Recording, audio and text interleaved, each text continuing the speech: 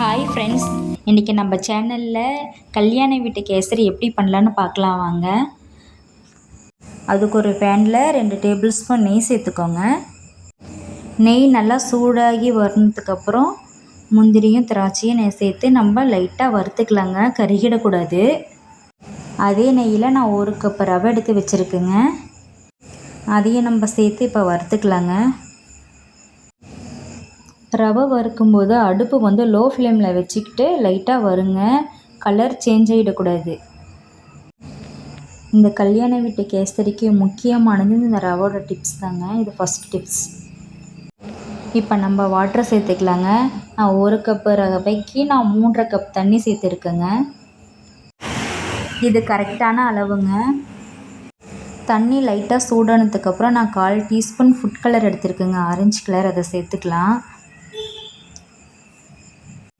நான் 50 ml refined எடுத்துருக்கேங்க, sunflower oil. அது சேர்த்துக்கலாங்க. நெய்யும் 50 ml எடுத்துருக்குங்க.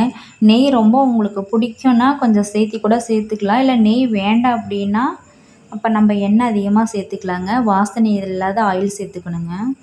நல்லா ஒரு கிளறி விடுவோங்க.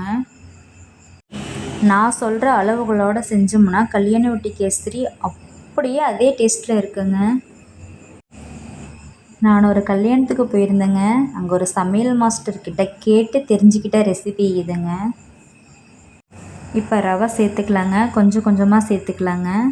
கட்டி இல்லாமல் நல்லா கலந்து விடுங்க. நம்ம ஒரு விசேஷ நாட்களில் டக்குன்னு செய்கிற ஒரு ரெசிபி இந்த கேசரி. என்னதான் நம்ம செஞ்சாலும் கல்யாண வீட்டு டேஸ்ட்டு வர்றதில்ல. நான் இது கேட்டு தெரிஞ்சுக்கிட்ட ரெசிபிங்க. நான் சொல்கிற அளவுகளோடு செய்யுங்க.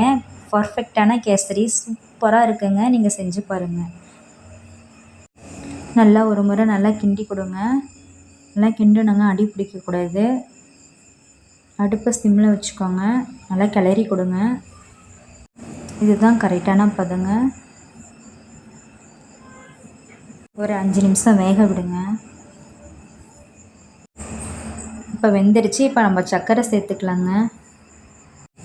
சர்க்கரோட அளவு 1 கப்புக்கு நான் 1 கப்பு தாங்க சேர்த்துருக்கேன். 1.25 கப்பு சேர்த்துக்கலாங்க. என் ஹஸ்பண்டும் சரி, குழந்தைங்களும் சரி, இனிப்பு மைல்டாக தான் சாப்பிடுவாங்கங்க. அதனால் நான் கம்மியாக தான் நான் சேர்த்துருக்கேன். உங்களுக்கு தேவைப்பட்டால் நீங்கள் 1.25 சேர்த்துக்கலாங்க. சர்க்கரை கொஞ்சம் கொஞ்சமாக போட்டு நல்லா கிளறி கொடுங்க. ரவையில் சர்க்கரை சேர்த்ததுக்கப்புறம் நம்மளுக்கு கொஞ்சமாக தண்ணி வர்ற மாதிரி இலக்கமாக வருங்க. நீங்கள் பயந்துக்க வேண்டாம். நம்ம கிண்டிக்கிட்டே இருந்தோம்னா அது கட்டியாகிடுங்க. ஒரு 5 நிமிஷம் போல் நல்லா கிண்டி விடுங்க. நம்மளுக்கு கிண்ட தான் கேசரியோட டேஸ்ட்டு கரெக்டாக வருங்க. இப்போ நம்ம முந்திரியும் திராட்சையும் சேர்த்துக்கலாங்க.